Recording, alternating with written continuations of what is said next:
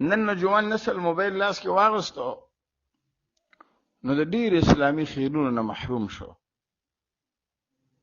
چې موبایل لاس تراغ نو تثبیت نه دی موبایل وګورځوري نن لاس کې نوجوان نسل سره تثبیت نشته بلکې موبایل استعمالي دی په لاس کې کله ټیک ټاک ګوري کله یوټیوب ګوري کله فیسبوک ګوري تبا برباد شي نوجوان قوم مخکې به خلکو قرآن کریم تلاوت کو یو سپاره دو سپاره د مشران به د جمعتونو کې ناستو د سحر مونځ پسې به دو سپاره تلاوت کو به ناشته وکړه بیا به سبق ته کېناستل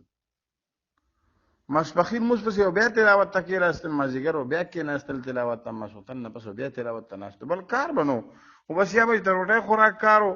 یا به ته ضروری بل څه کارو مزدوري دیاړي کار باو او یا به د الله پاک د تلاوت قرآن کریم تلاوت پاو دا به د خلکو کارو لیکن نوجوان نسل لاستنن موبایل راغی د ټولو خیرونو او ټولو برکتونو چې هغه نوجوان نسل محروم شو زه یو ورځ داسې یو ځای ته تلم او په ډایو ګاډي کې ناستم نو ما وکتل مخې ته یو دوه انګریزانو او هغوی سره لاس کې دواړو سره موبایل دی او دواړو موبایل یې کتلي خو موږ ته بالکل مخامخ سیټ کې ناستو هغه موبایل ما ته ښکارېده موږ سره بل مورناستې به مو چې موږ ورته وکتل نو هغوی داسې باقي داسې څه لوستل په هغه موبایل کې څه لوستل داسې یو پیج یې راغوستی و د سبق پیج یې راوستی و انګلیش پکې چې دی نو مطلب انګلیش یې لوسته ما ملګري ته ما ګورئ دی چې کوم دی نو موبایل کې نه یوټیوب ګوري نه نخرې ګوري نه ډرامې ګوري بلکې دی داسې یو تعلیم حاصلوي او موږ تقریبا 3 غنټې سفر وکړو تر ابتباده پورې لیکن هغوی دقه صفحه به یې اړوله او صفحه به یې چې کوم دی نو مطلب هغه بله صفحه به یې راوسته بله صفحه به یې راوسته هغوی تقریبا 2 نیمې 3 غنټې هغوی مسلسل لګیا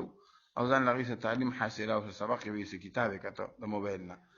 او موږ ته لاس کې موبایل راکړو نو موږ نوجوان نسل ټول تباه برباد شول او ځانونه مو غرق کړل ځانم اعمال تباه کړل او چې نه په دغه کې لګیا یو او یوټیوب ګورو فیسبوک یې ګورو او ټیک ټاک یې ګورو دا ډرامې ګورو فحاشي او عریاني او فلمونه ګورو محترمو د الله د رضا لپاره د دې پلیت او د دې لعنت نه ځان بچ کړئ او الله ته متوجه شئ خپل قرآن کریم له وخت ورکړئ ذکر اذکار له وخت ورکړئ الله رب العالمین فرمایي اقترب للناس حسابهم وهم في غفلة معرضون د حساب او د کتاب ورځ راغله او خلک په غفلت کې پراته دي